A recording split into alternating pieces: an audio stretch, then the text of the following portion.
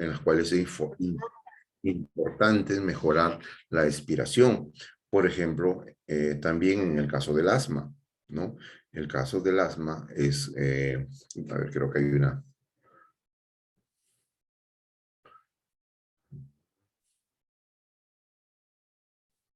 No hay.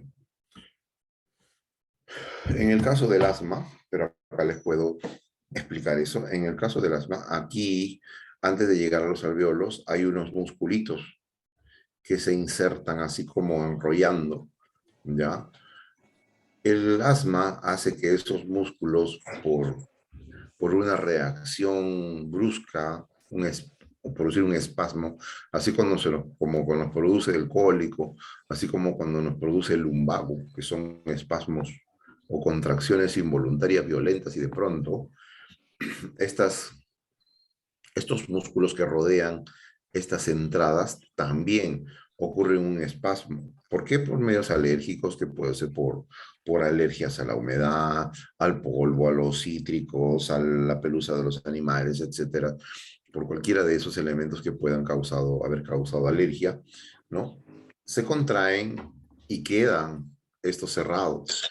Entonces, al quedar esos mecanismos cerrados, queda aire contenido aquí. Al quedar el aire contenido aquí, utilizamos el criterio. Si hay aire contenido aquí y queremos que entre aire, ¿no? Porque el paciente vemos que se está asfixiando, lo lógico es, y como este espacio se ha estrechado, lo lógico es, um, por favor, alguien está con su audio prendido.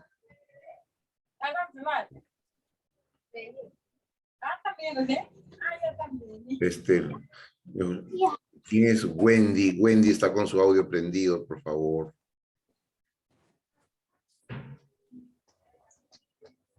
Wendy, apaga tu audio, por favor. Ya.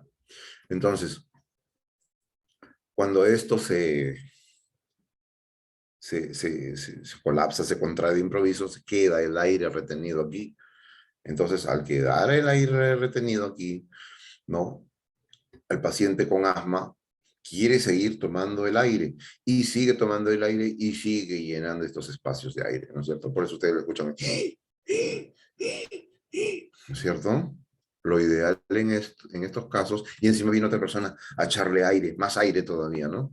Lo echan y le meten con cuaderno para que respire. Eso es incorrecto. Cuando un paciente está en crisis con asma, ¿no? Claro, si no se tiene el inhalador a la mano, ¿no?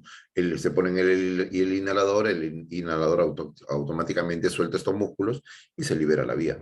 Pero si no tiene el inhalador, y la forma de reeducar a este paciente, porque no siempre se va a tener un inhalador a la mano, ¿no? Puede ver que se acabe, que no encuentre pues en el lugar donde está, ¿no?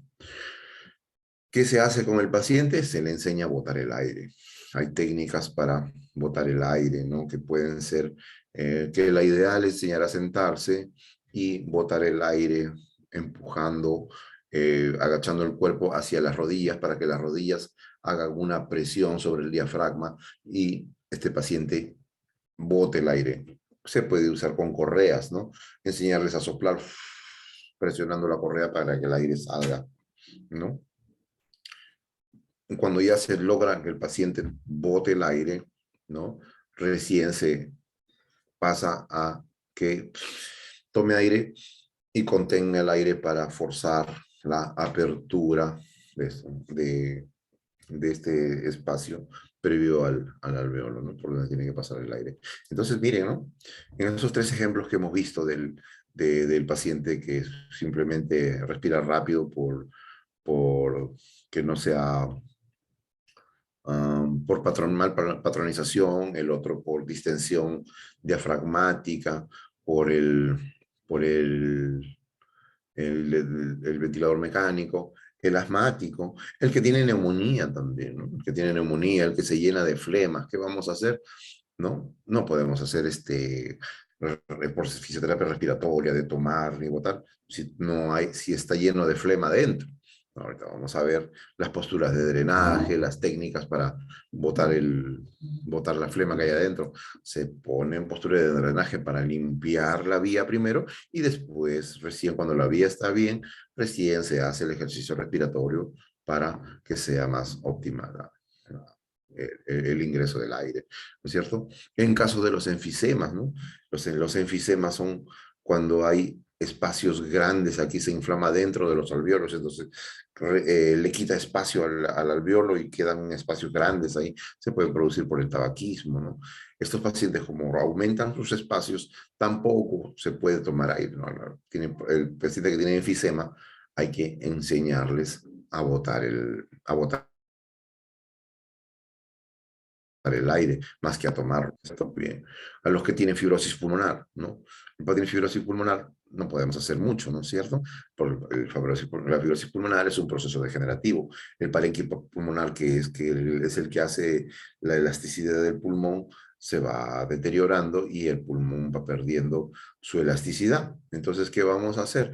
Simplemente ayudar al paciente con fibrosis pulmonar a movilizar la caja torácica, a tener la flexibilidad del caso para que se puedan utilizar sitios donde no ingresan el aire, los ejercicios de los brazos, ¿no? Tomar el aire en diferentes posiciones, utilización de diafragma, de musculatura accesorios, ¿no? Tratar de ayudar a la utilización más óptima del pulmón, ¿no? Como ven, miren, diferentes aspectos y no se tratan igual, ¿no? Muchas veces pensamos que la fisioterapia respiratoria es todo, tomar aire, ¿no? Tomar aire, respirar, ¿no? Me va a enseñar a respirar, me va a enseñar a cómo se ve facilito, solamente es espirómetro y ahí respire hondo y bote, no, no es así. Tiene bastante criterio para ver qué tipo de ejercicios, qué tipo de técnicas se van a, a usar de acuerdo a la patología, ¿no? Entonces, nuevamente, ya para ir avanzando, la anatomía del aparato respiratorio, grandes rasgos, la nariz, las cuanas, sigue con la faringe, la rinofaringe, orofaringe, laringofaringe, sigue con la laringe, ¿no? Sigue con la tráquea, ¿no? Los bronquios, derecho, izquierdo, los bronquiolos, ya empiezan a dividirse en los árboles bronquiales, bronquiolos terminales, y en la parte final de los bronquiolos terminales, ¿no? Los alveolos, ¿sí? Todo eso forman el pulmón, que está formado en su consistencia, la del parénquima pulmonar, y la pleura que lo recubre, ¿no es cierto? Y aquí al costadito están importantes también los músculos que van a activar esto, ¿no? ¿Quiénes activan esto? Los músculos principales, que son el diafragma, y los intercostales externos, que son los músculos principales de la inspiración. Existen músculos secundarios de la inspiración también, que son los que se usan cuando ustedes ven a una persona está agitada, ¿no? Que levantan el hombro hacia arriba, ¿no? Porque necesitan que la caja torácica se vaya hacia arriba también para usar su máximo de expansión. ¿Quiénes son esos músculos accesorios que están por aquí? Son los esternocleidomastoideo, son los escalenos, anterior, medio y posterior, ¿no? Y por su ubicación, esos elevan las costillas, porque miren la ubicación de los escalenos, ¿no? Los escalenos se insertan en una masa común entre C3 y C6, ¿sí? Y se van a insertar el escaleno anterior en la primera costilla, ¿no? En la primera, el medio también en la segunda costilla, ¿sí? Miren, y esos dos principalmente son los que elevan la primera costilla durante la inspiración forzada, ¿no? Y el escaleno posterior en la segunda, ¿no? Entonces, miren cómo las costillas tienden a subir también cuando está la respiración agitada. El angular del omóplato, que también eleva el omóplato hacia arriba, ¿no? Y el trapecio, ¿no? Por eso que el trapecio superior, ¿no? Que el paciente eleva los hombros cuando estamos agitados, necesitando más cantidad de aire. Muy bien. El intercambio gaseoso. El intercambio gaseoso, como le digo, eso es básicamente lo que se llama fisiológicamente respiración. Les vuelvo a repetir, que el proceso de intercambio de aire, eso no es respiración, esto es intercambio de aire entre el ambiente y el organismo, ¿sí? Tomo aire oxigenado y boto aire con CO2, ¿sí? Este es intercambio o ventilación se llama. Por eso el respirador mecánico, no se llama respirador mecánico, ¿no? Cuando lo ponen le llaman ventilación mecánica, ¿no? La respiración se lleva a cabo aquí. Esto es la respiración, el intercambio que hay en el alveolo entre la sangre oxigenada que está viniendo por el capilar y el CO2 que se está yendo por la sangre o por los capilares venosos, ¿no es cierto? Aquí se produce la verdadera respiración, ¿sí? Entonces, ese intercambio gaseoso es la respiración que se da por difusión gaseosa alveolo capilar. Siempre van a escuchar esto. La difusión o la función alveolo capilar, ¿no? El alveolo capilar, que es la unidad básica, funcional, la unidad fisiológica de la respiración. Muy bien. Una vez que ha pasado el oxígeno al, al, a los vasos, ¿no? ¿Cómo se van a transportar estos gases? Se van a transportar por los glóbulos rojos a través de la hemoglobina, ¿no? Que tiene componentes de hierro, que los hierro son los que transportan el oxígeno. Por eso es que ustedes ven que los que tienen anemia les dan hierro, ¿no? Porque la deficiencia de hierro hace que la hemoglobina no sea efectiva y no se pueda transportar el oxígeno por el organismo, ¿no? Y cuando llega a la célula se da recién la respiración celular, ¿no? Lógicamente que de acá no va a la célula. Ya hemos dicho, cuando ya recién del alveolo pasa el oxígeno a la sangre, este oxígeno de la sangre recién tiene que ir al corazón. De acá pasa a la aurícula derecha. De acá, no, acá ya está oxigenado, pasa a la aurícula izquierda. De ahí va a pasar al ventrículo izquierdo. De ahí sale la arteria aorta a todo el cuerpo, ¿ya? De la arteria aorta que va a todo el cuerpo, recién se da esto, ¿no? La respiración celular.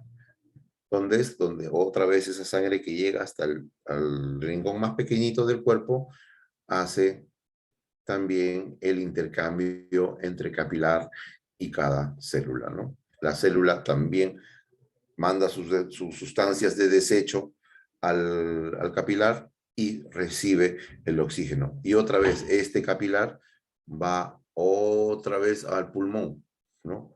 Al pulmón, perdón, al corazón. Al corazón va a ir a la aurícula derecha, ahora sí, va a entrar al ventrículo derecho. Del ventrículo derecho va a salir por la arteria pulmonar al pulmón, ¿no? Y en el pulmón va a ocurrir esto. La arteria pulmonar en el pulmón va a llegar hasta el alveolo más chiquito, ¿sí? Más chiquito, se va a intercambiar y otra va a salir eh, de la, de, del pulmón hacia el corazón. Otra vez hasta el circuito donde empezamos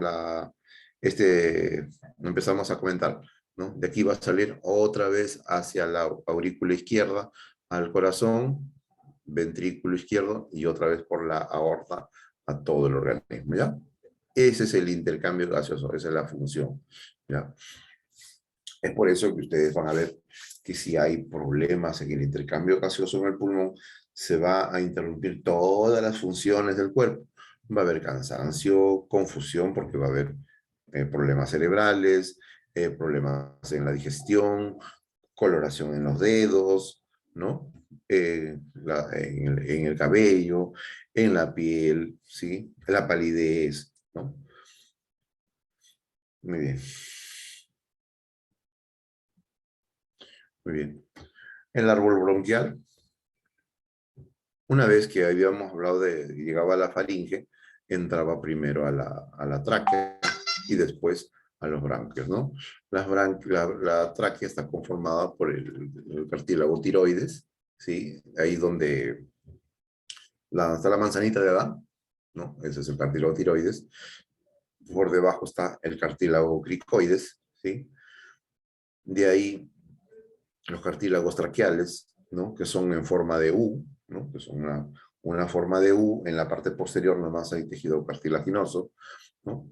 Ahí se divide en los dos bronquios principales y los bronquios secundarios hasta los bronquiolos terminales. Y finalmente hasta los alveolos, ¿no? Todo esto es la división.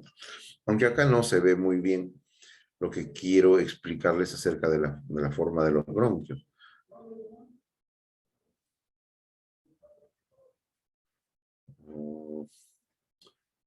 Voy a ver si hay una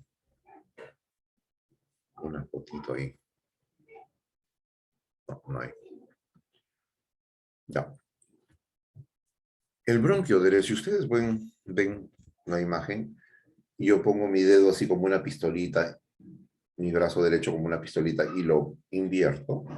Esta es la forma como los bronquios están distribuidos en el cuerpo. ¿Ya?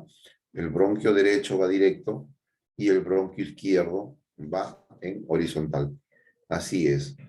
Entonces, cuando nosotros queremos toser o al paciente postrado aspirarlo o mantener, hacerle sus posiciones de drenaje, su tos, trabajarle la tos involuntaria, el reflejo tusígeno, normalmente por la posición del bronquio,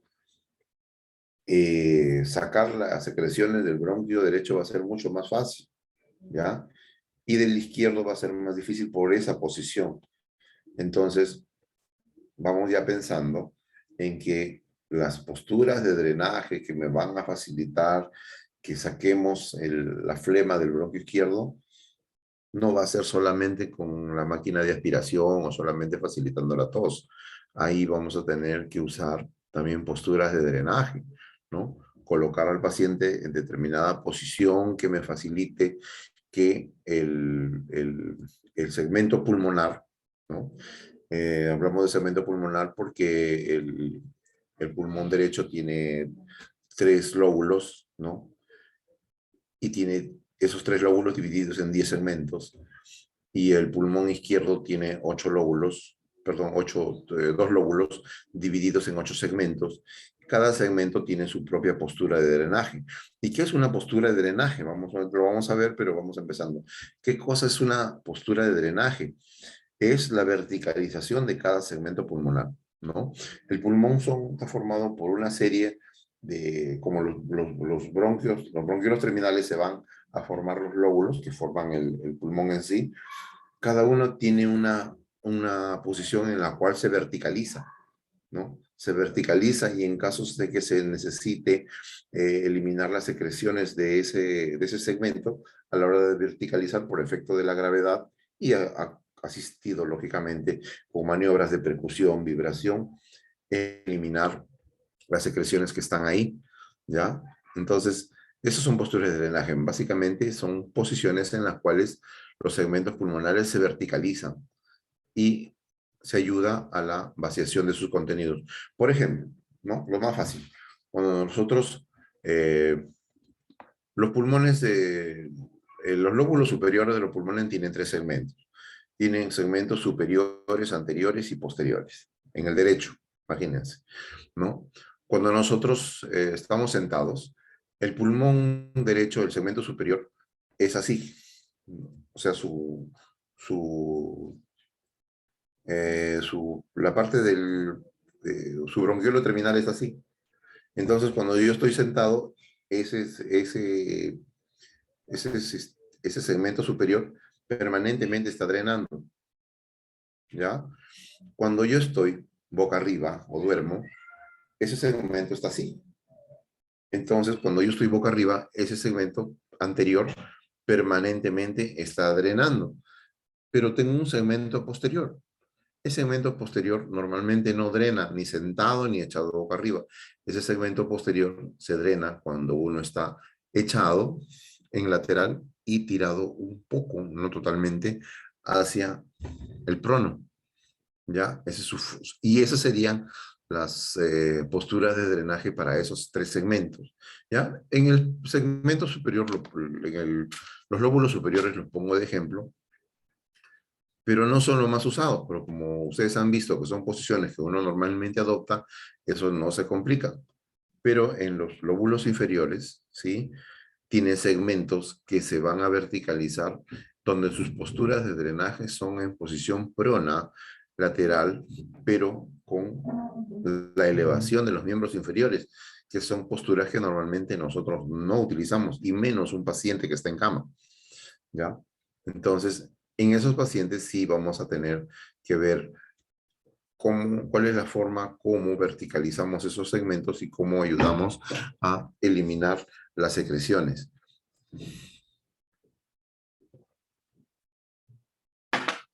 Muy bien. El diafragma. Si yo les pregunto a ustedes cuál es el músculo principal de la respiración, ellos sí me van a decir, obvio, el diafragma, pues me lo van a decir. El diafragma, esto que parece un hígado, prácticamente es la forma como se distribuye el diafragma dentro de la parte inferior del tórax, ¿no? A esto al contraerse, como jala el pulmón y hace pues que jale el aire del exterior, ejerciendo una presión positiva. Esto está insertado en las últimas dorsales y primeras lumbales, está insertado en los bordes inferiores de las dos últimas costillas verdaderas, en las costillas falsas y en en las dos costillas flotantes, ¿ya? Entonces, esa presión y en la parte inferior del cuerpo del esternón y el apéndice sifoides, ¿ya? Entonces esto va a hacer que jale el pulmón. Cuando les digo, cuando esto está alterado por ventilación mecánica, por una presión positiva sostenida, esto va a caer, entonces va a perder su función de jalar aire. Entonces, ¿cuál es la importancia que quiero comentar acerca del diafragma? Que como les digo, si les pregunto cuál es el músculo principal de la respiración, de la inspiración, todos me van a decir diafragma. Pero si ahora yo les digo, tomen aire con el diafragma, háganlo en sus casas y vamos a ver si están en lo correcto. Tomen aire con su diafragma, ¿no? Seguramente muchos de ustedes habrán hecho esto, ¿no? Muchos de ustedes habrán hecho eso, pero no es lo correcto, ¿no? Esto es una respiración torácica o una respiración o una inspiración realizada por los intercostales externos, ¿ya? Nosotros, si lo que les pido es una respiración diafragmática, ¿sí? Lo que yo quiero es que este diafragma baje, ¿no? Baje y presione las vísceras hacia adelante. Si ustedes me ven cómo tomo aire yo, van a ver cómo no hago esto. Es más, acá no se mueve, ¿no? Si yo tomo aire con diafragma, hago esto. Aquí.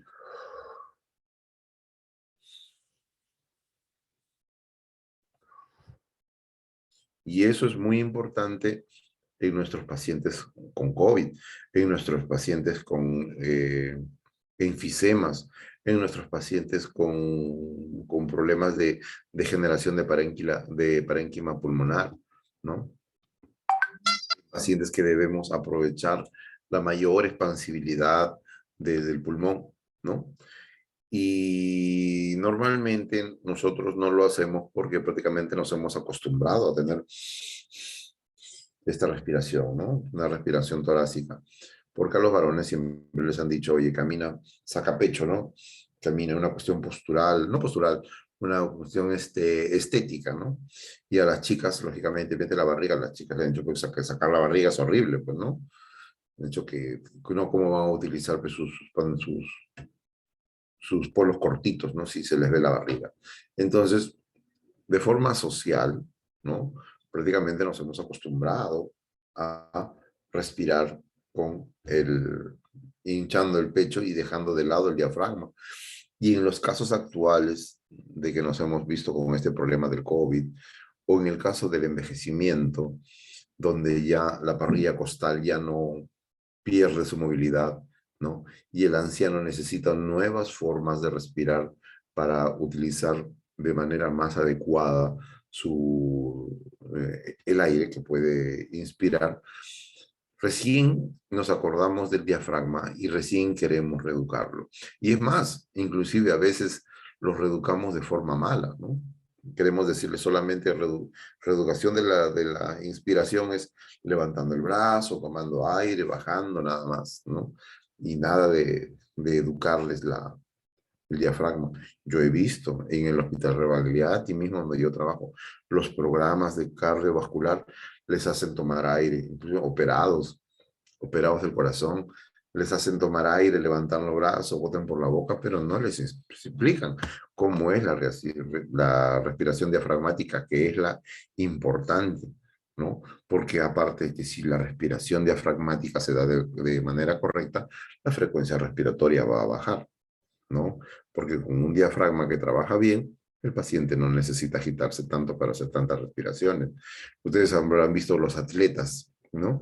Los atletas, los corredores que les enseñan primero a utilizar el diafragma para hacer más óptimas sus respiraciones, su frecuencia respiratoria de ellos es de 14, ¿no? Es de 14, 13, ¿no? Entonces, si multiplicamos por 4.3, esas personas tienen su frecuencia cardíaca por debajo de 60, 57, 58, que para nosotros sería, uy, pues estamos mal, ¿no? Pero una persona que hace ejercicio y que trabaja su diafragma, hace una buena respiración, hace poca frecuencia cardíaca y lógicamente su gasto cardíaco es menos, ¿no? Muy bien. Entonces miren la importancia de, de este diafragma. Si quieren hacer preguntas, vayan poniéndolos en el chat. Yo los voy contestando de rato en rato, ¿ya? Muy bien. ¿Cuáles son las características? Ya se las expliqué, pero vamos a repetirlas. Sí, está situado en la cavidad torácica y abdominal. Ajá, es dicho, es una cúpula en la parte inferior de la cavidad torácica que cuando se contrae inclusive llega a invadir la cavidad abdominal, ¿no? Es por eso que las personas que normalmente respiran con el diafragma empujan la barriga hacia adelante.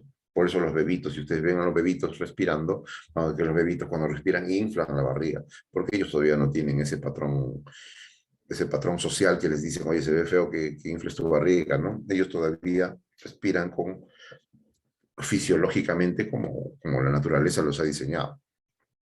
¿Ya? Muy bien.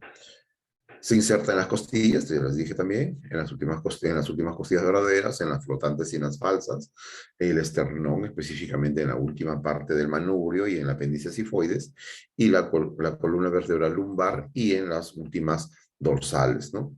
Tiene una forma de cúpula, ¿no? Que se invierte en el momento que se activa para poder jalar el aire del exterior, ¿no? Y está atravesada por orificios, ¿no? Porque por ahí pasa el esófago, la vena cava y la aorta abdominal, ¿no? Su función es inspiratoria y expiratoria. La función inspiratoria es al contraerse y la expiratoria al relajarse. Ahora, la función expiratoria va a depender de la tonicidad de los músculos abdominales, ¿no? Por eso las personas que están panzoncitas no alcanzan a botar el aire y retienen. Por eso es que las embarazadas que distienden sus músculos abdominales no se cansan tan rápido, aparte de la presión que tienen, ¿no? Y aparte de pérdida de la función completa de su diafragma, ¿no? Muy bien. Miren la diferencia del diafragma durante la inspiración y la expiración, ¿no? Esta es la forma como está cuando estamos en reposo o antes de inspirar, ¿no? Diafragma arriba, formando una cúpula completa. Cuando toma aire, va a llegar a ¿sí? Y esto significa que esto va a llegar a empujar las vísceras. Y acá miren la distancia entre costilla y costilla y miren acá, ¿no? Entonces, cuando nosotros tomamos aire, estas costillas también van a tener a separarse. ¿Por qué? Porque no solo el diafragma trabaja, también trabajan los intercostales externos. Y los intercostales externos hacen que estas costillas hagan una acción de asa de balde, ¿no? Así como el asa de balde. Y también amplían su espacio, ¿ya? Muy bien. Entonces, durante la inspiración, ¿no? Pulmones se van a hinchar, el diafragma va a bajar, y durante la expiración el diafragma tiene que regresar y llegar a su posición inicial relajada. Entonces, aquí es fácil explicar la función cuando ha ocurrido lo del COVID, ¿no? Si este paciente ha estado con la ventilación mecánica, este pulmón cuando pierde la ventilación mecánica ha quedado así.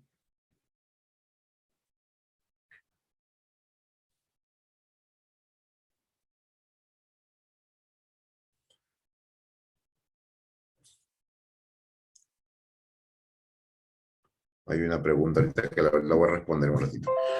Ya. Cuando cuando ha habido lo de la ventilación mecánica, entonces como es demasiada presión positiva, el, el diafragma ha quedado así distendido e inclusive más distendido todavía.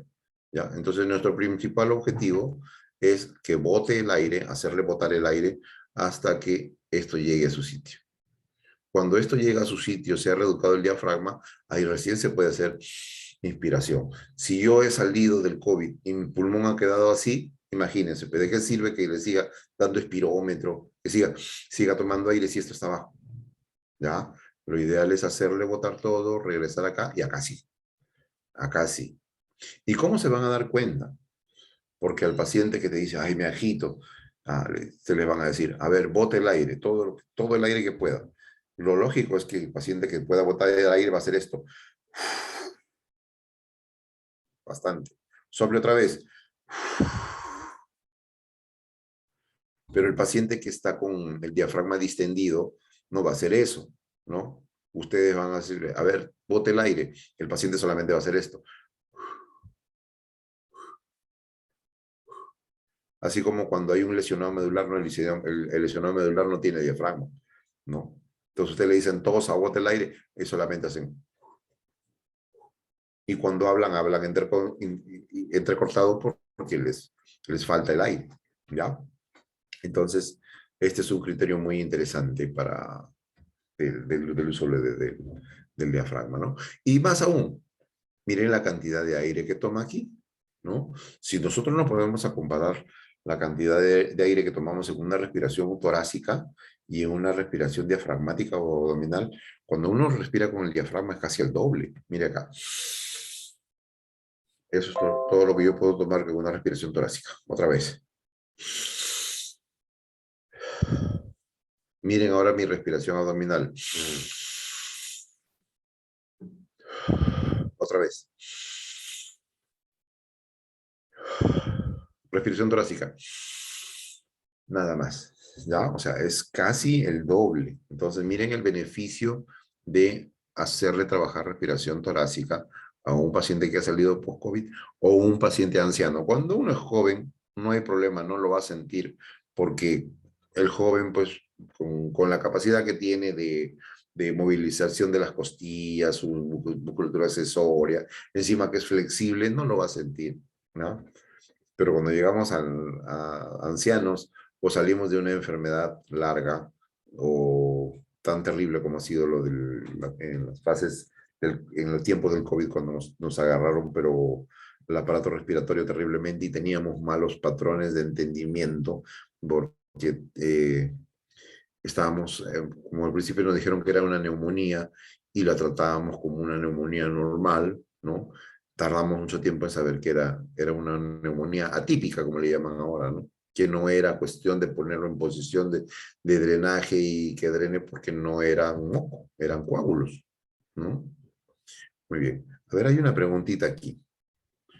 Acá me preguntan, ¿Cuál es el objetivo principal de la posición de cúbito prono a un paciente COVID? Ajá, muy bien.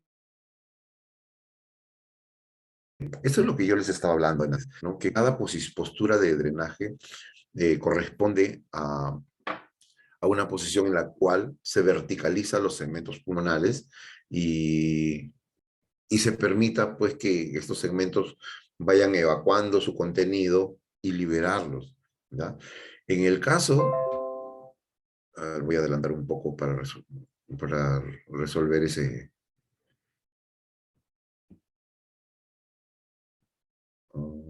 acá tengo unas...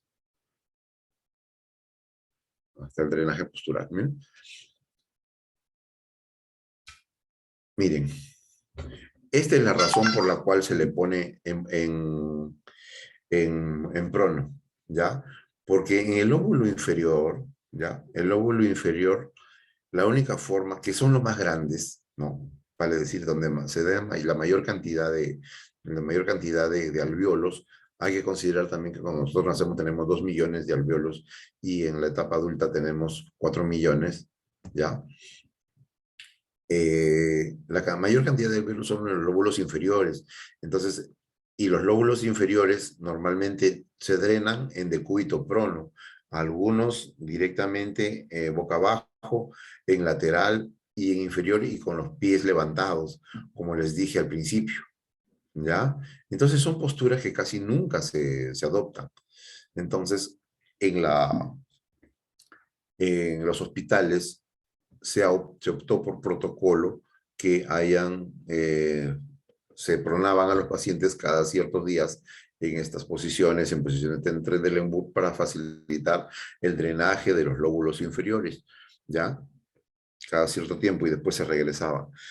Pero acá también ahí está el criterio, ¿no? Que no nos consulta, esos patrones de cambiar de posición boca abajo no nos consultaron a los fisioterapistas. Esto es por un protocolo de los médicos, ¿ya? Porque si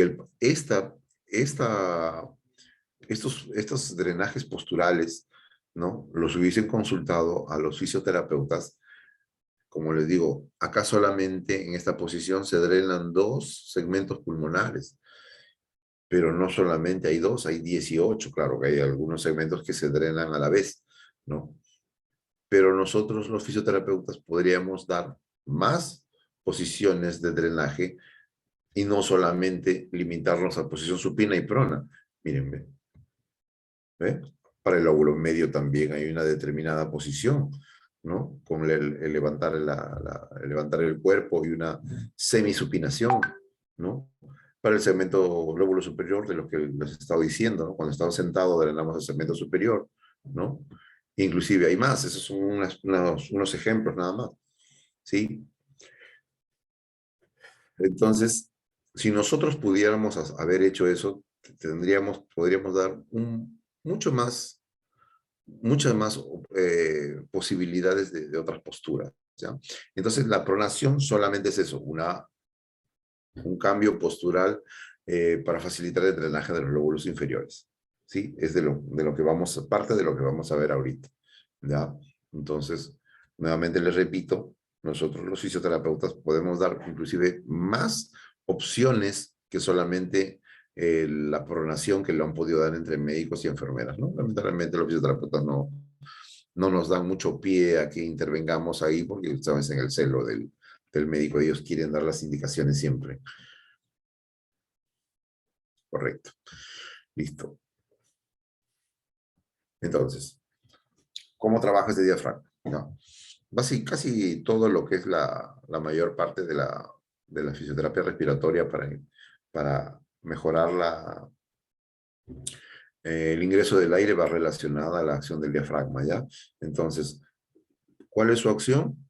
Es el descenso de la cúpula, aumento del volumen de la capacidad torácica, por eso que la barriga se infla, y disminución de la presión intratorácica, aumento de la presión intraabdominal, ¿no? Eso es por eso que la barriga se infla.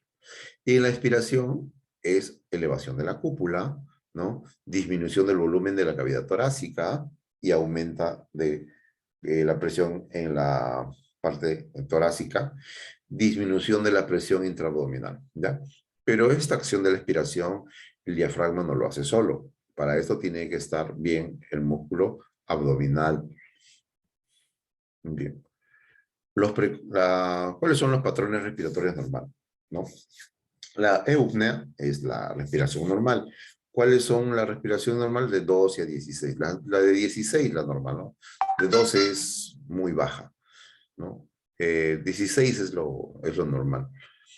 La taquipnea es una respiración rápida y superficial, ¿no? Y la bradipnea es una respiración lenta, ¿sí? Ahora, la bradipnea no es mala, ¿no? La bradipnea puede ser resultado de una persona que se ha entrenado y no necesita muchas cantidades de respiración porque se ha, se ha capacitado pues en que cada respiración sea tan óptima que no necesita respirar tantas veces. En cambio, la taquipnea, ¿no? Son personas que, como en el primer ejemplo les dije, ¿no? Como no trabajan bien su respiración, tienen que trabajar rápido, pero sin profundizar la respiración, ¿sí? Muy bien. En cuanto al volumen, puede ver la hiperpnea, que es rápida, profunda o trabajosa, ¿no? Es cuando la hipopnea y disminución del flujo aéreo, ¿no? Cuando hay pocas cantidades de aire. Lógicamente que esta hiperpnea está relacionada con respiración, es una respiración rápida, pero en cuanto a la frecuencia se va a conformar en lenta. En cambio, la hipopnea, al disminución del flujo aéreo, entonces, como hay poco flujo aéreo, esto se va a convertir en una taquipnea rápida y superficial, ¿no? En cuanto a la facilidad, esfuerzo. Entonces, si ustedes ven acá, ¿no? Esto tiene una relación con la terapia que ustedes van a hacer. Ahorita vamos a hacer un pequeño ejemplo, ¿no? Facilidad de esfuerzo. Apnea es cuando el paciente no respira, ¿no? La disnea es dificultad para respirar, falta de aire, ¿no? Y la ortopnea es dificultad respiratoria de cúbito. Muy bien. Si el paciente tiene una taquipnea rápida y superficial, ¿no? Ustedes lo están viendo que... ¿Qué le van a decir? ¿Qué terapia le van a hacer? Patronización, pues con diafragma, que haga respiraciones más profundas y que más o menos su respiración, lo ideal es llegar a 16, ¿sí? Si es una bradipnea lenta, este paciente está bien, este no necesita más porque está respirando bien, por eso que respira suave, ¿no? La hiperpnea, ¿no? Que respira rápido, profunda o trabajosa. Si es ya viciosa, si es voluntaria, hay que relajarlo a este paciente. Como les dice, esta respiración cuando es normal va a llevar a esto, ¿sí? En cambio, la hipopnea, cuando es disminución del flujo aéreo, se trata también, como en el primer caso, de patronizar el diafragma para que el ingreso de aire sea mayor. Bien. En facilidad o esfuerzo, apnea, cese completo de al menos 10 segundos. Estos pacientes normalmente han salido de ventilación mecánica, en modos que la ventilación mecánica les hace todo. Entonces, como el paciente ya no respiraba por sí mismo, sino el respirador hacía todo, ¿no? El respirador no, el ventilador hacía todo. Entonces, estos pacientes también el cuerpo se acostumbra a lo más fácil, ¿no? El cuerpo se acostumbra a que de afuera le den todo, entonces el cuerpo ya no lo hace, ¿sí? Entonces, pero también existen estas cosas patológicas, ¿no? Como la apnea del sueño, ¿no? Pues están durmiendo y dejan de respirar, ¿no? Esto también tiene su tratamiento. La disnea, dificultad para respirar, falta de aire, trabajar su diafragma, ¿no? Trabajar el diafragma, trabajar la respiración, ¿no? Trabajar con los brazos arriba, ¿no? Ustedes saben que los músculos rotadores y los aductores del hombro y los pectorales dificultan la expansión torácica.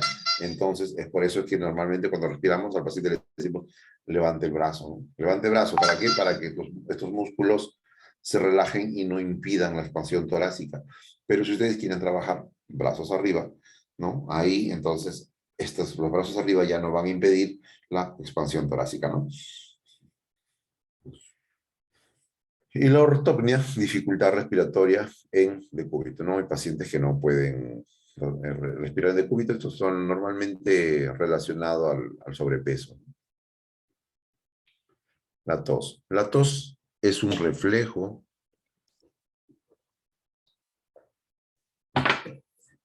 que nos ayuda mucho a liberar la, las vías aéreas, ¿no? Normalmente cuando la tos es insuficiente o son pacientes postrados, hay que estimularla para facilitar la eliminación de las secreciones. Cuando nosotros hacemos posturas de drenaje en un paciente, por ejemplo, que tiene una neumonía normal, después de haber drenado con nuestra postura de drenaje, nuestras vibraciones, que vamos a ver después, ¿no? Finalmente producamos tos o le decimos que lo haga para terminar de botar, ¿no? O lo inducimos a la tos por intermedio de esas cánulas, de la cánula para aspiración, provocamos el reflejo de oxígeno. ¿No? Entonces, ¿qué es la tos? Es una contracción espasmódica repentina que resulta de una liberación violenta del aire de los pulmones provocada por cualquier partícula extraña, laringe, tráquea, bronquios. Pero esto es reflejo, ¿ya? Esto es reflejo. Hay tos voluntaria también terapéutica, ¿sí? Entonces, inclusive yo quiero, ¿no? Quiero votar. ¿Por qué? Porque me fastidia, porque de repente no sé, algo me está picando y quiero toserlo, puede ser voluntaria, ¿no? Estamos hablando de una voz, de una tos involuntaria. Entonces, tipos de tos. Es una tos no productiva, sin secreciones, ¿no? La tos productiva es tos con secreciones. Lo normal es cuando se llena de flema, la flema fastidia las vías aéreas y nos lleva a expulsar. Y esas tos pueden ser fluidas, ¿no? Las fáciles de expulsar cuando botamos esas cositas blancas, densas, viscosas, cuando ya esas son pegajosas producto de las bacterias, ¿no? Esas toses amarillas que sufrimos para botarlas. Purulentas, espesas, con mal olor y color amarillo, verdoso, ¿no? Normalmente cuando hay infecciones bacterianas. Y sanguinolentas, moco con hilos sanguíneos. Esto ya a veces por el sobreesfuerzo o por enfermedades ya graves como en el caso de la tuberculosis, ¿no? Muy bien. Esas son toses fisiológicas, pero existen las tos dirigidas, como lo digo, hay toses voluntarias, ¿no? Esto ya lo hacemos como para evacuar las secreciones. Cuando ya hemos movilizado, hemos puesto en postura de drenaje, ya tenemos la flema acá al centro sobre el del lado izquierdo, como le decía, la posición del izquierdo es horizontal, entonces es más difícil que el paciente llegue las secreciones al tronco, al bronquio principal, lateralizamos sobre el lado derecho y hacemos diferentes posturas para que drene. Cuando ya vemos que la tos está bajando, ya hacemos la tos dirigida o podemos hacerlo con cánula de aspiración, ¿no? Entonces, ¿cuál es la técnica? Guiar una inspiración lenta y profunda y cerrar la glotis, ¿no es cierto? Normalmente, al paciente le decimos que tome, respire despacio y de pronto le apretamos y le provocamos la tos. El paciente está postrado, también podemos trabajarle tapándole la traqueostomía o haciéndole presiones por debajo del cartílago cricoides, ¿no? Claro, eso es cuando el paciente puede hacerlo solo, ¿no? Le presionamos y le decimos al paciente que tosa en dos tiempos, ¿no? Esta es la tos de alto volumen, es eficaz sobre los bronquios centrales. ¿Qué es la tos de alto volumen? ¿No? Cuando ya tenemos la tos acá al centro, ¿no? Cuando ya le pedimos al paciente que bote con fuerza, pero la tos de bajo volumen, ¿no? Es cuando el paciente tiene dificultad para botar las secreciones, ¿no? Esto es para los bronquios más extendidos, ¿sí? Es cuando le enseñamos a que... Ustedes se habrán dado cuenta, cuando no pueden botar esta... ¿no? Esos van a los periféricos. Pero cuando quieren botar, botan, ¿sí? Esa es la voz de alto volumen, y las de bajo volumen son eso es para que, los periféricos, ¿no? Esos también se pueden ir acompañando con respiraciones, ¿no? Con respiraciones o se llaman técnicas de drenaje autógeno, ¿no? Tos provocada, ¿no? El mecanismo se puede desencadenar por estimulación voluntaria de las zonas reflejas, el dedo índice entre cartílago cricoides y la escotadura esternal. Como les decía, ¿no? Aquí, entre la escotadura esternal y el cartílago cricoides, hay presionando hacia atrás, ¿no? Presionando hacia atrás, ¿sí? Y si el paciente tiene traqueostomía, también cerrando la traqueostomía, ¿no? Cerrando la traqueostomía, cuentan hasta 4 y sueltan violentemente. Y el paciente va a empezar a botar secreción. Muy bien.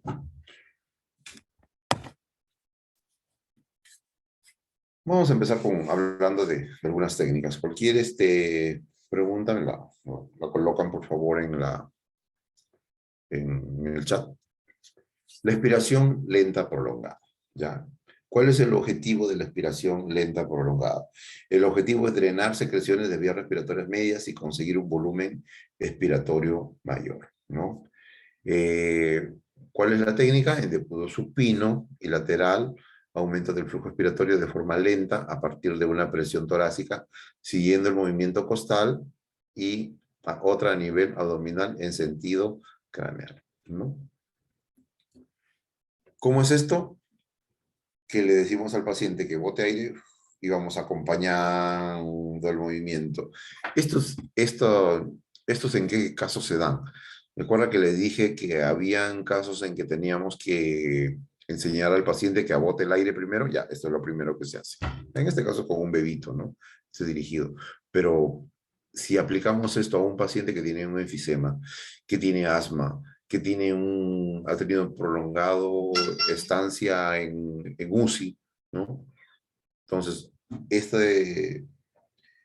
esto va a hacer que empecemos a mejorar nuestro volumen expiratorio, que la mayor cantidad de aire salga. Como les decía, estas personas que no botan una buena cantidad de aire, si ustedes le decimos tose, va a hacer esto, ¿no? Cuando enseñamos a botar mayor cantidad de aire, ya vamos a ir mejorando nuestra tos, ¿no? Y cuando le hacemos botar el aire, ¿no? Vamos a hacer de dos maneras. Podemos ser empujando lateralmente de las costillas, en paciente supino, o lateral, empujando las costillas hacia arriba, y otra puede ser apretando el abdomen y siguiendo la dirección, inclusive llegando abajo de las costillas, ¿no? Acá no lo dice, pero es en oposición al movimiento del diafragma, ¿no? El movimiento es para ayudar a que el diafragma bote todo el aire posible. La tos provocada, ya dijimos, el objetivo es drenar secreciones de vías respiratorias proximales. ¿Ya? La técnica se basa en el mecanismo de la tos refleja. ¿Cómo lo podemos hacer eso? Ya le dijimos, por presión directa por debajo del castillo cricoides y por la horquilla esternal, ¿no? También podemos hacer eh, manipulaciones por debajo de las costillas en el diafragma, ¿no? Otro presionando la traqueostomía también. Realizan presiones sobre el pulgar, sobre el conducto traqueal, ese lo hemos dicho, ¿no? Muy bien.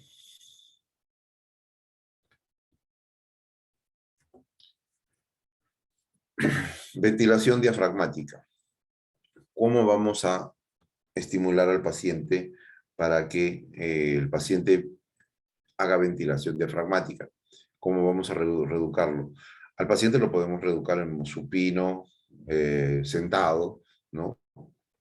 Esto no tiene mayor relevancia que el cúbito de rodilla flexionada, sedestación, del cúbito lateral, postura del gato, eso no tiene nada que ver. Lo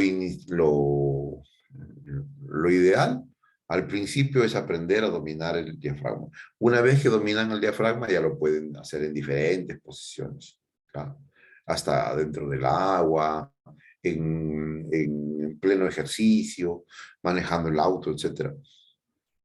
¿Cómo se reduce el diafragma? Inspirar por la nariz, con la boca cerrada e inflando la zona abdominal. ¿No es cierto? Lo que les había mostrado antes. Tomar aire por la nariz. Acá no se mueve nada, ¿no? Todo es acá. Mira acá. Esa es respiración diafragmática. Esto se va a hacer en pacientes cuya queremos mejorar la ventilación, ¿ya?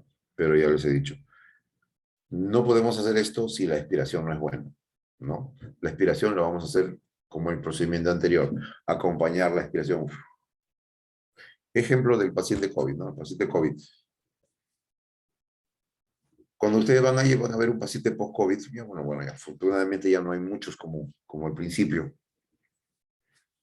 Ustedes le dicen, háganle fisioterapia respiratoria, el paciente salió de ventilación mecánica. Al paciente post-COVID no le vas a enseñar, le vas a decir, ¿saben qué? Quieren que el paciente te va a decir, queremos que camine, queremos que se pare, que vaya al baño. Pero tú le vas a decir, ¿sabes que está saliendo de 3 meses de ventilación mecánica? Entonces, este paciente no puede hacer, yo no le puedo hacer ningún ejercicio excesivo hasta que este señor no me respire correctamente. Así me demore una semana. ¿Ya? Porque ¿de qué me sirve hacerle ejercicio, hacerlo caminar a la fuerza, ir al baño, si se va a descompensar? ¿Ya?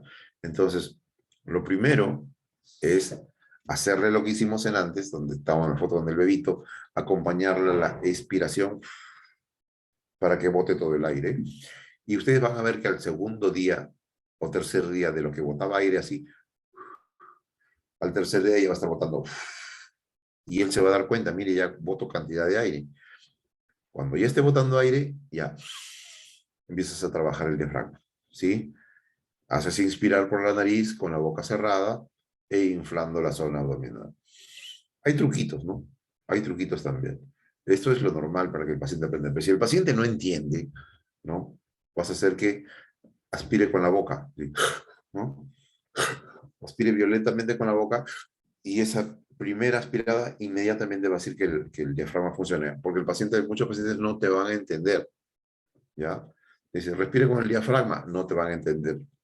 Dice, infla la barriga, no te van. Sí.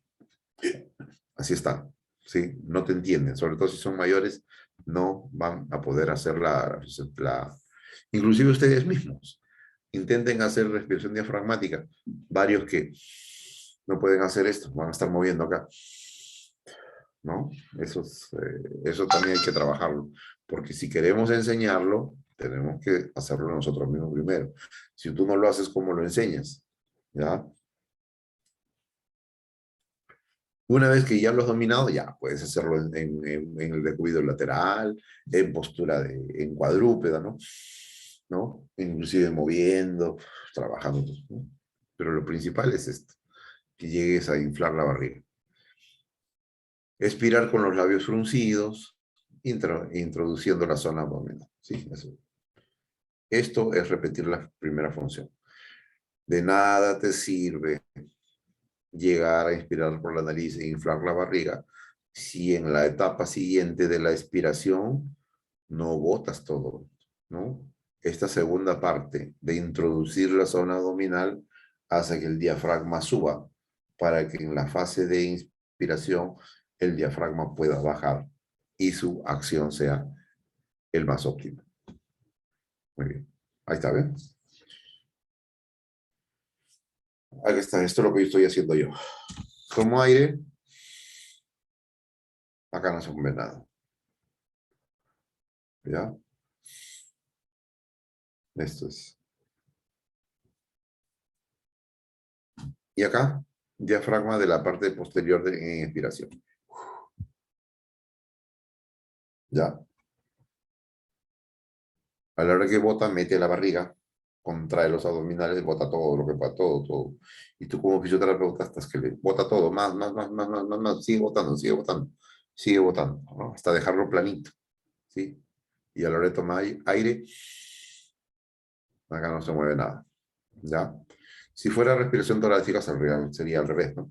Meter la barriga, inflar el pecho, ¿sí? Que también es válido, ¿no? Que también hay, aparte de trabajar la respiración abdominal, también hay que trabajar la respiración torácica. ¿Mm? Ahí está ya, cuando ya dominas eso, ya la puedes trabajar al paciente en cuadrúpedo, ya lo puedes trabajar haciendo poleas, ¿no? Con poleas, con pesitas, ¿no? Ya trabajas otras fibras mayores. Pero lo importante es lo primero, ¿no? Que el paciente pueda hacer esa operación de inflar la barriga tomándolo. Y luego ya puedes trabajar diafragma, lado por lado, ¿no? Presionas. Estas se llaman una posturas, estas presiones se, se llama dirección de flujo, direccionar flujo. Entonces, si yo quiero que el aire vaya para este pulmón, presiono, aparte que ya está presionado este pulmón con la cama, presiono el segmento anterior, inferior del pulmón derecho para que el flujo del aire a la hora de tomar aire se vaya al izquierdo, ¿no? Eso se llama dirección de flujos.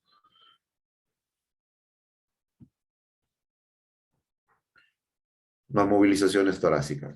¿Qué movilizaciones torácicas hay que hacer? En esta misma posición como en la anterior, ¿no? En esta posición también se puede movilizar las costillas, se puede lateralizar, rotar al paciente para que se suelte la musculatura, tanto la musculatura intercostal como la musculatura del psoas, la musculatura paravertebral que puede ser rígida y que también interrumpa en la cantidad de flujo que está ingresando. A ver, acá hay una pregunta. Dice. Buenas tardes. También se puede trabajar esa respiración con un paciente tórax excavatum. Claro, claro, eso no tiene nada que ver. El tórax excavado, es una condición anatómica, no es fisiológica, ¿ya? Es una condición anatómica que tiene el pecho metido, pero fisiológicamente está eh, está condicionado igual a que pueda trabajar normal, ¿no? O sea, no hay ninguna contraindicación. Al contrario, el tórax excavado podría beneficiarse con una respiración en la cual se empuje hacia adelante, ¿no?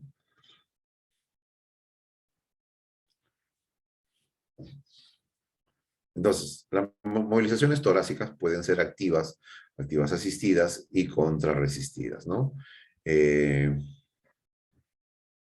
El paciente dice de cúbito supino, pero también se puede hacer en lateral e inclusive en prono también, ¿no? Todo lo que sea movilización torácica, soltar músculos y mejorar la flexibilidad, ¿no?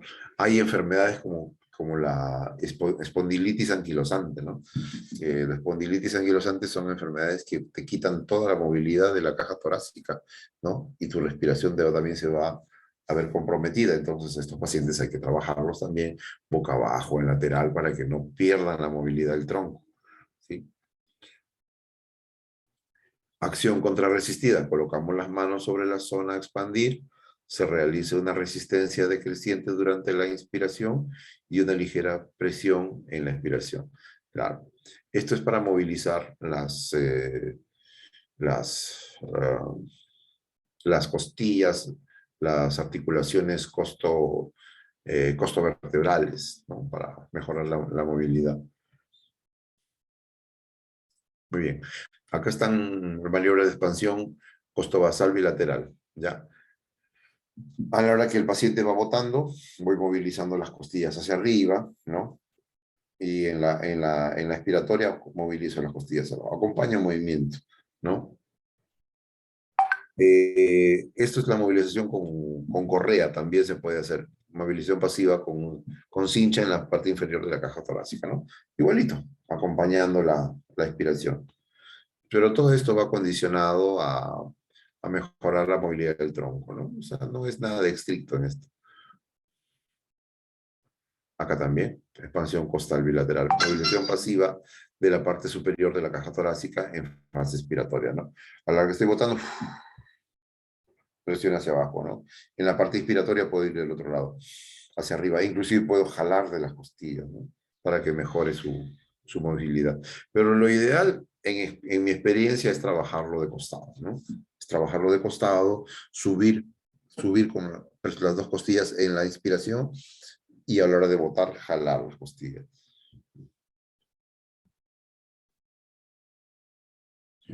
¿Ves? Eso es lo que le estoy diciendo. En lateral, ¿sí? Lateral medio de la caja torácica. En fase expiratoria, juntar las costillas. En la fase inspiratoria, separo las costillas, ¿sí? Y si soy muy pequeñita, encima de la parte de la parte craneal, en la expiración junto todas las costillas y en la expiración jalo todas las costillas de arriba.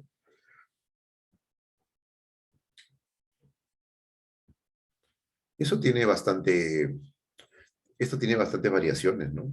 Inclusive puedes hacerlo con cuñas también.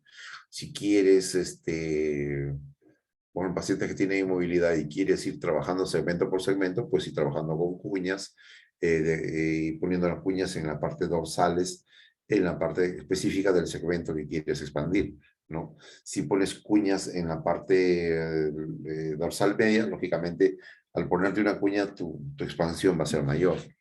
¿No? También tienes que ver de acuerdo a la patología, de la consistencia física del paciente también, ¿ya? Expansión de zona axilar, ¿no? De la axila. Eh, Movilización pasiva de la parte latero superior de la caja torácica en la fase expiratoria, ¿no? Igualito a la movilización de las costillas. Ya les dije, la posición de los brazos arriba me facilita a la movilización de las costillas. ¿Y por qué? Porque los músculos, tanto el pectoral mayor, los rotadores, como los aductores del miembro del miembro superior. ¿Quiénes son los aductores del miembro superior? Los aductores del miembro superior no existen, ¿no? Pero son en conjunción del músculo pectoral y del músculo dorsal ancho. Esos dos en conjunto aducen el hombro. Si lo llevo arriba, los relajo y ya no me van a hacer resistencia para realizar este movimiento. ¿No? Movilización de la caja torácica. Esto ya, ¿no? Al inspirar, llevo atrás, ¿bien? Como anulo la acción del dorsal ancho, expirar, ¿no? Lateralización, tomar aire, botar aire.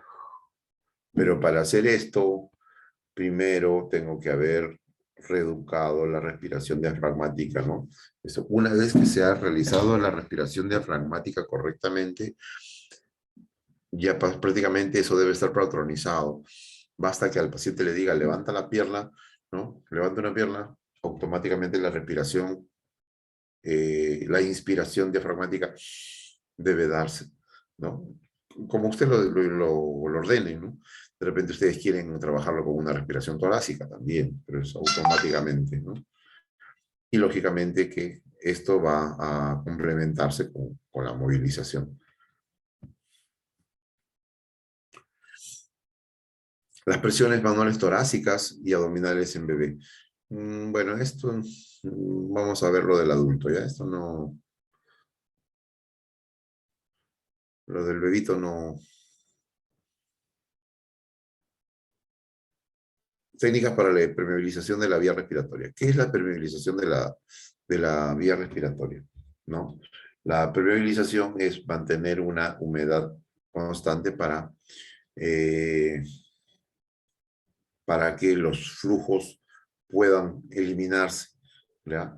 En cuando y podamos eliminar las secreciones, porque si la vía está permeabilizada, entonces no vamos a poder realizar adecuadamente nuestros drenajes pulmonares, ¿no? Nuestra eliminación de secreciones. Entonces, ¿cuáles son los consejos para una buena terapia respiratoria en cuanto a la eliminación de las secretarías? Que el paciente está bien hidratado, ¿no? Por eso le decimos a los pacientes, tomen bastante agua, ¿no? Hidrátense bien, ¿no? Por eso a los que se resfrían le dicen, tomen bastante agua, ¿no? A los de COVID también les decían, no, tomen bastante agua para mejorar la eliminación de las secreciones, ¿no? Realizar ejercicio físico, la expansión, repansión pulmonar también mejora el aumento de líquidos dentro de los pulmones, ¿no? El estado general relajado, técnica de relajación, sofrología, ¿no? Utilizar broncodilatadores o terapia de nebulización en caso de que lo necesite. Otra forma, por ejemplo, de la gravedad. ¿Ya? Esto es muy importante. Eso es lo que estábamos hablando antes y lo que me preguntaron también. ¿Qué es el drenaje postural? Recordar que los pulmones, el pulmón derecho tiene 10 segmentos. Más que esa teoría es recordarlo de la manera como yo les estoy diciendo, de la manera práctica. El pulmón derecho tiene 10 segmentos, el pulmón izquierdo tiene 8 segmentos. Cada segmento tiene una posición en la cual se verticaliza y esa posición verticalizada se aprovecha para la eliminación de las secreciones, ¿no? Básicamente ese es el drenaje postural, ¿sí? Y lógicamente que el drenaje postural se puede acompañar de algunas técnicas de vibración, algunas técnicas en las cuales sea más eficaz la eliminación, ¿no? ¿Cuál es la finalidad del drenaje postural? Colocar los segmentos a drenar en la posición más vertical posible. Cada segmento lo tiene, para que las secreciones vayan pasando hacia los bronquios más grandes y a la tráquea. ¿Con qué objetivo? Cuando vayan a la tráquea, se le puede eliminar, ya sea pues ya hemos dicho, ¿no? La tos rápida, o ir con la tos de baja intensidad, ir eliminando, ¿no? Hay técnicas también de drenaje autógeno, ¿no? De 3 respiraciones, contener 3 respiraciones para mejorar el drenaje de las secreciones. ¿Son necesarias otras técnicas para evacuar las secreciones al exterior? Exacto. Solamente con el drenaje postural no basta, ¿no? También existen las técnicas vibratorias, también las técnicas de percusión, pero actualmente ya las técnicas de percusión, de ondas de choque ya no están muy, eh, prácticamente están uh, contraindicadas, ¿no? ¿Por qué están contraindicadas? Porque cuando los alvéolos tienen esta consistencia, ¿no? Cuando nosotros tomamos aire, alvéolos son así, tomamos aire, infla un poquito, bota, infla un poquito, bota. Cuando hay problemas respiratorios en los cuales se demanda grandes cantidades de oxígenos, estos alvéolos ya prácticamente se hinchan demasiado, hiperventilan para compensar la función de los alvéolos que no están trabajando. Entonces, si ese alvéolo está hiperventilado y yo lo golpeo, ¿no? Lo que puedo causar es un daño, reventar ese pulmón. El pulmón es alvéolo, ¿no? Y causar daño. Entonces, se prefiere que no se realice las ondas de choque o los llamados capotajes en este tipo de pacientes, ¿no?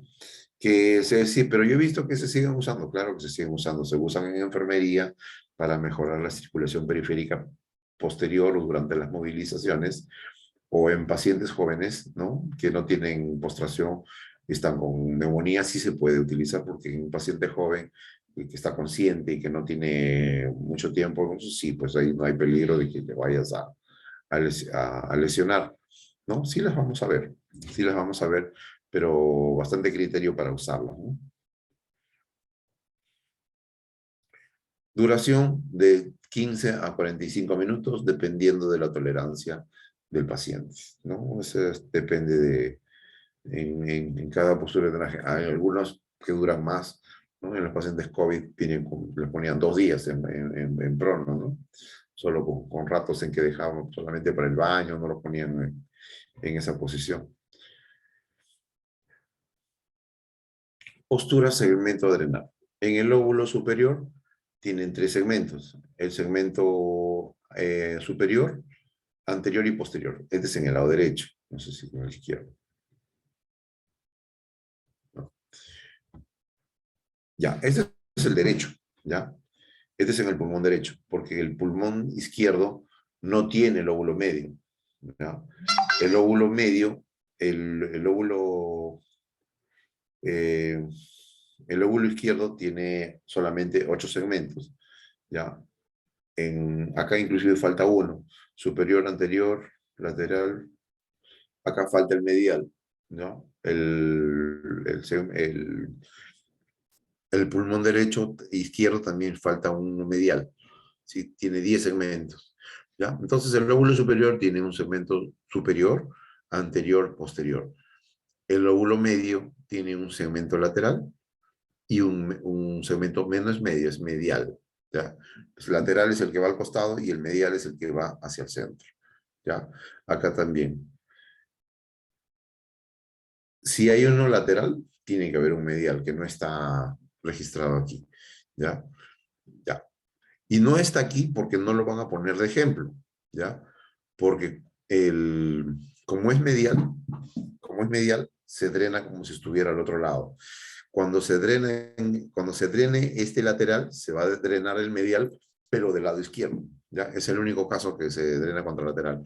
En el caso del pulmón izquierdo, él no tiene lóbulo medio.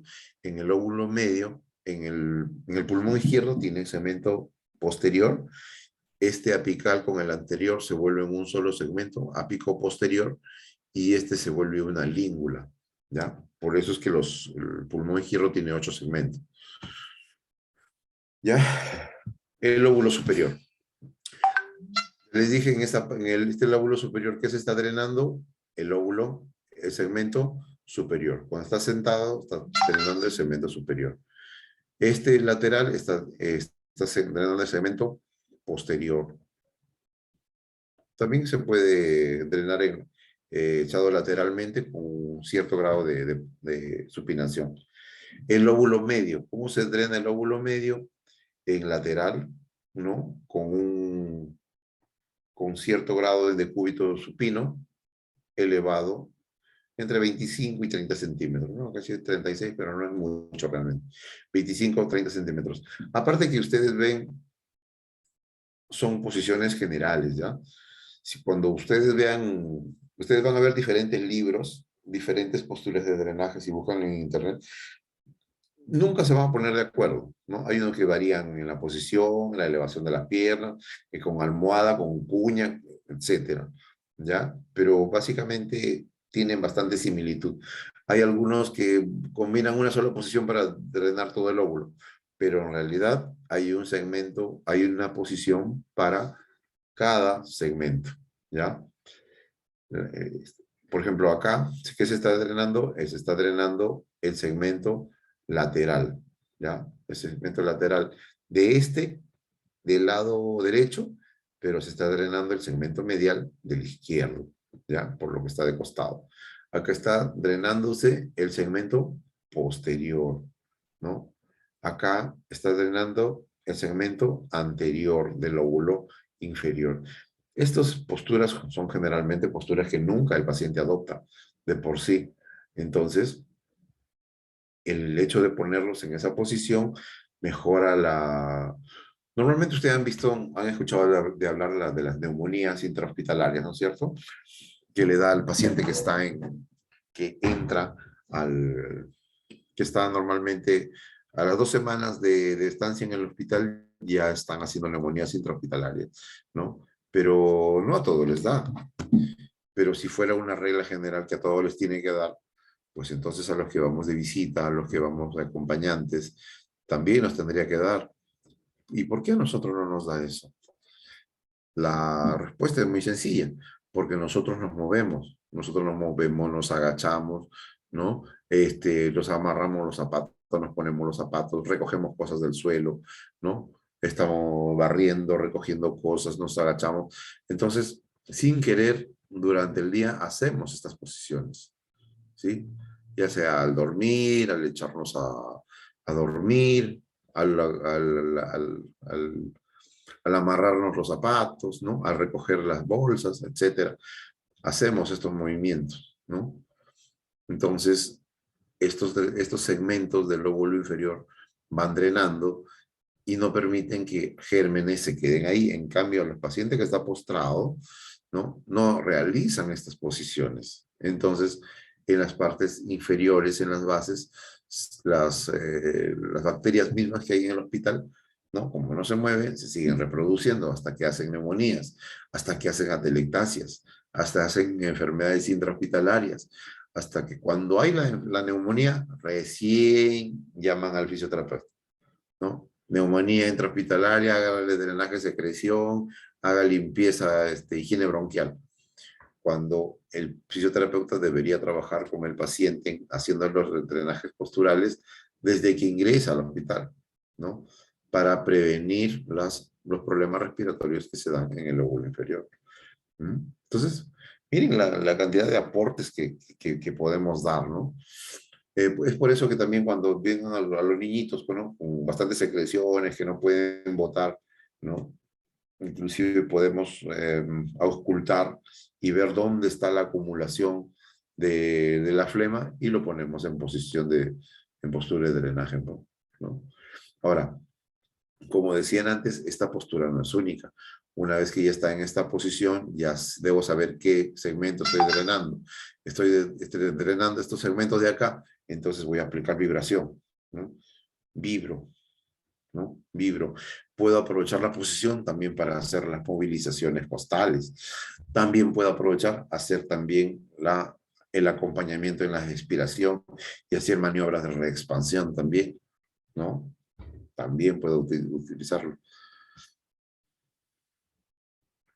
Las técnicas de ondas de choque, las que le decía, no solo la vibración, el clapping o palmoteo, que les decía que ya no se usan muchas. Está contraindicado porque ya les dije que hay alvéolos que pueden estar hiperventilados, grandes, y que al contrario de hacerles un bien, podemos hacerles daño, podemos hacer colapsar esos alvéolos. ¿Ya? Muy bien. Entonces, la técnica del clapping o palmoteo es percutir sobre la pared torácica y en el lugar exacto que queremos drenar de manera rítmica y durante el ciclo respiratorio. ¿Ya? Entonces, esto normalmente debe acompañar al postura de drenaje. Como si yo quiero drenar el segmento superior del lóbulo inferior derecho y ya lo puse en esa posición, entonces el clapping o palmoteo debe estar en el lugar exacto donde está ese segmento pulmonar, ¿no? Si no, no me sirve de nada. El paciente ha de inspirar por la nariz y expirar con los labios fruncidos y lentos. Eso es en el caso que esté despierto, ¿no? Esto no necesariamente se hace en un paciente que está consciente. También lo hacemos a veces en pacientes postrados, ¿no? Para evitar que lleguen a neumonías. Las manos han de estar cóncavas, el pulgar pegado al segundo dedo y las muñecas bien relajadas, ¿no es cierto? Supuestamente esto es lo que debo obtener, ¿no? Una palmada con el hueco. Pero bueno, ya les dije, puede utilizarse, pero actualmente en fisioterapia respiratoria está contraindicado, salvo a pacientes jóvenes, conscientes y que, bueno, no haya peligro de causarles problemas, ¿no? Las percusiones. Las percusiones también se puede, una vez que se han puesto en la postura de drenaje, percutir sobre la pared torácica, en el lugar exacto que queremos drenar de manera rítmica y durante el ciclo respiratorio. Puede ser con el talón de la mano, puede ser cerrando los puños, pueden ser con los puños y en de los dedos, ¿no? Igualito, el paciente inspirar por la nariz y expirar con los labios fruncidos y lentamente, ¿no? Las manos han de estar paralelas y se realiza con el borde cubital de los dedos, la muñeca bien relajada, como digo, también puede ser en sesiones de martilleo, ¿no? Todos tienen el mismo objetivo. El que más se usa son las vibraciones manuales, ¿no? Esto es lo que más se usa. Una vez que el paciente está en la lateral, enseñar a vibrar al paciente.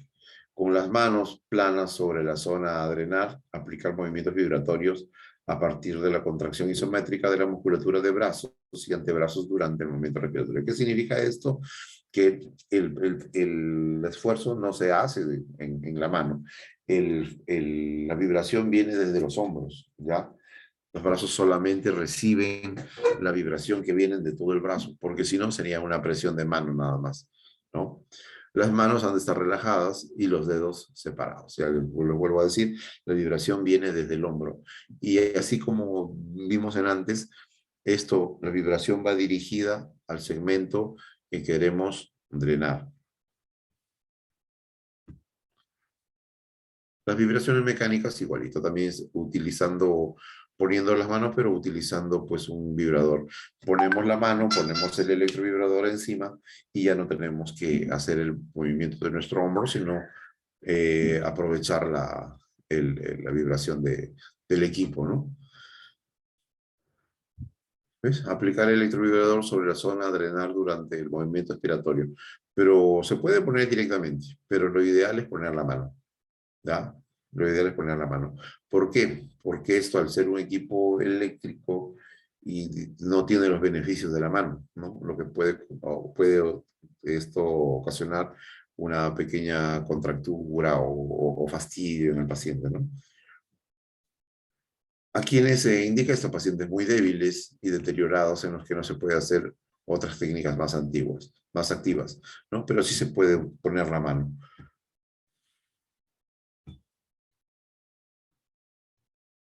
Sedestación. Habíamos dicho que ¿quién se drena en sedestación? El segmento apical del lóbulo superior, ¿sí? El segmento posterior del lóbulo superior también en sedestación. Y el segmento anterior del lóbulo superior. Los tres se pueden drenar sentados. ¿Ya?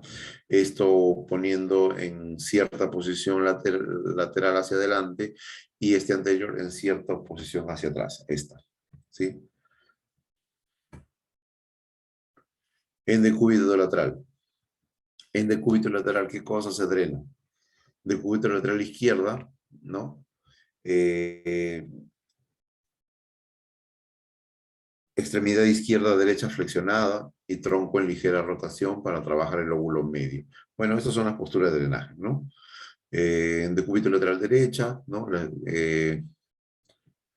Extremidad inferior izquierda flexionada y tronco en ligera rotación para trabajar la língula. Bueno, eso ya lo habíamos visto antes, ¿no? Esta es una variación de trabajo de la língula. Percusión debajo de la axila. ¿Sí? Bueno.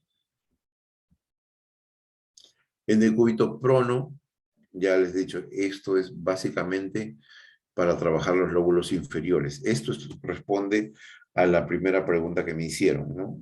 La pregunta que me hicieron acerca de por qué a los pacientes COVID los ponen en decúbito prono, precisamente por esto, ¿no? Para trabajar los lóbulos inferiores, que normalmente en el COVID son los más afectados, ¿no? Las precauciones con las ondas de choque, lo dije, los palmoteos, por lo que les dije, que no, porque tenían cierta contraindicación. Se necesita de otras técnicas para evacuar las secreciones. No hay por qué provocar malestar en el paciente. No se realiza directamente sobre la piel. No se ha de percutir sobre la columna vertebral, los riñones, el esternón, la glándula mamaria. ¿Ya? Muy bien. Hay aparatos que nos ayudan pues a nuestro trabajo respiratorio, ¿no? El tubo de espirometría, ¿no? Si se realiza la expiración por el tubo para asegurar una apertura de la glotis mantenida, importante conservar el calibre bronquial, ¿no? Esto básicamente también lo llamamos como tubo de Mayo. El espirómetro de incentivo, este es muy importante, este espirómetro de incentivo. ¿Cuándo se usa esto?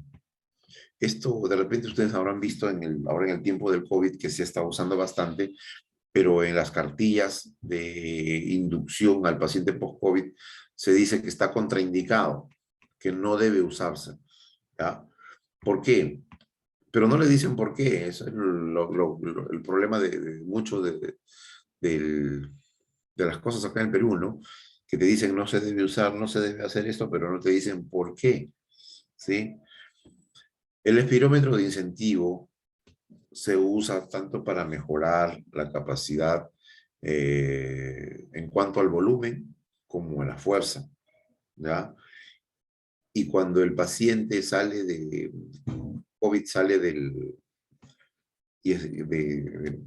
cuidados intensivos, y lo mismo que le decían antes, sale con el diafragma distendido, no tiene capacidad para botar, ¿cómo le obligas a que haga un esfuerzo para tomar más aire si no le enseñas a botar todavía? Entonces, lo único que causas en estos pacientes al darles el espirómetro de incentivo es que tome más aire y el paciente se sienta que se marea, se sienta, le haga daño, ¿ya? Entonces, esto se debe usar dependiendo, cuando ya la respiración ya está equilibrada, ¿sí? El paciente puede inspirar bien, puede expirar bien. Si al paciente le falta volumen, ¿no? Si al paciente le falta volumen, hay de 3 bolitas y hay de una bolita también. Vas a trabajar solamente con una bolita, ¿no? Mantenerlo arriba el mayor tiempo posible. Ahí vas a trabajar a mejorar el volumen, ¿ya? Si el paciente quieres trabajar fuerza, ahí sí en el de uno le vas a aumentar la resistencia o a vas a intentar levantar las 3 bolitas, ¿ya? Eso es para mejorar la fuerza pulmonar, pero esa fuerza pulmonar se trabaja cuando ya el volumen es óptimo. Esa es eso es algo muy importante que se debe saber al trabajar con esto. Esto no es, te doy un espirómetro para que trabajes en tu casa, ¿no? Si el paciente lo va a agarrar de juguete, va a querer levantar los 3 a la vez y esto le va a hacer daño, ¿ya? Acuérdense, cuando quieren ustedes mejorar el volumen, paciente que le falta volumen ya tiene, ya sea que sea un anciano, ¿no? Al anciano no quiere mejorarle fuerza. Al anciano lo que quiere mejorar es su volumen, ¿no? A un paciente que tiene fibrosis pulmonar, no le quieres mejorar la fuerza, le quieres mejorar un volumen, ¿ya? Entonces a ellos solamente les vas a pedir que el más chiquito, la primera bolita la levante y la mantenga arriba el mayor tiempo posible, ¿ya? Una vez que ya el paciente, si es un joven, ya tiene volúmenes, ya está yendo a trabajar y te dice, uy, ya estoy haciendo bicicleta, pero en el caso, ya, dale con los 3, aumenta tu fuerza respiratoria porque tú ya estás haciendo esfuerzo, ¿ya? Entonces ya le haces levantar la segunda, ya le haces levantar la tercera, ¿no? Levanta la tercera pero también a esto tienes que haber ayudado a trabajar su diafragma, ¿no? Porque cuando ya está en 3, de nada te sirve que el paciente haga esto, ¿no? Lo importante es que este paciente haga manejando su respiración, ¿ya? Es como cuando tú trabajas tus abdominales, ¿no? ¿De qué te sirve hacer tus abdominales si estás trabajando el cuello? Si cuando solamente debes trabajar los abdominales, ¿ya? Entonces, se pide al paciente que rodee la boquilla con los labios, realizar una inspiración lo más profunda y larga que sea posible, repetirlo varias veces sin llegar al agotamiento ni a la intervención. Y esto no es así, no es varias veces, es máximo 5 veces, ¿ya? Igual ustedes alguna vez para el cumpleaños han inflado globos y se han dado cuenta que al tercer globo, cuarto globo ya que les falta el aire, están que se marean. Ya, esto es igualito, ¿ya? Ustedes no pueden estar tomando más de 5 veces porque lo que van a hacer es van a hiperventilar, ¿ya? Si hiperventilan, es demasiado oxígeno que están tomando. Así como no hay acidosis respiratoria por falta de oxígeno, hay alcalosis respiratoria por exceso de oxígeno, ¿no? La llamada hiperventilación. Entonces, no conviene, ¿sí? Al final del ejercicio, toser. Esto es esto. ¿Y para qué hacer esto? Si no, este es para botar el aire y combatir la hiperventilación, ¿no? Lo ideal es simplemente no hacer más de 5, ¿no? Muy bien. Los flutters también eh,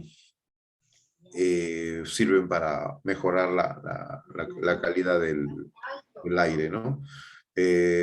Realiza la expiración de forma lenta y progresiva, haciendo vibrar la bola de acero interior sin llegar al volumen residual. ¿No? Esto es igualito. Su finalidad es retardar el cierre bronquial, disminuir la adhesión de las secreciones para su eliminación. Muy bien.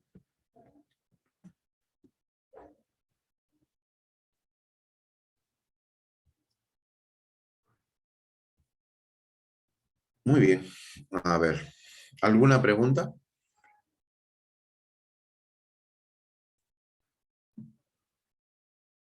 ¿Alguna pregunta, alguna duda que tengan?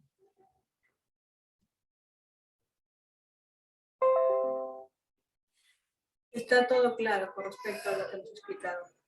Sí. De repente con alguna patología quieren relacionar la charla de ahora.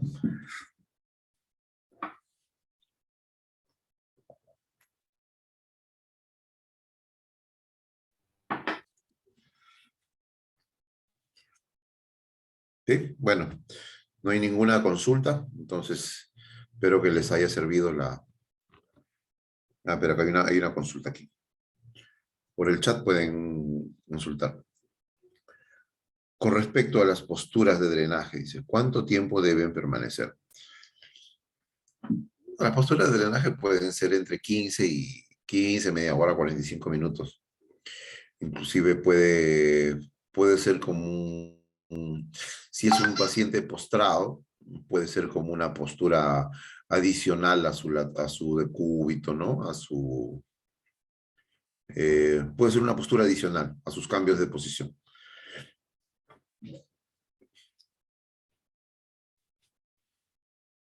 No hay un tiempo exacto para la postura de drenaje.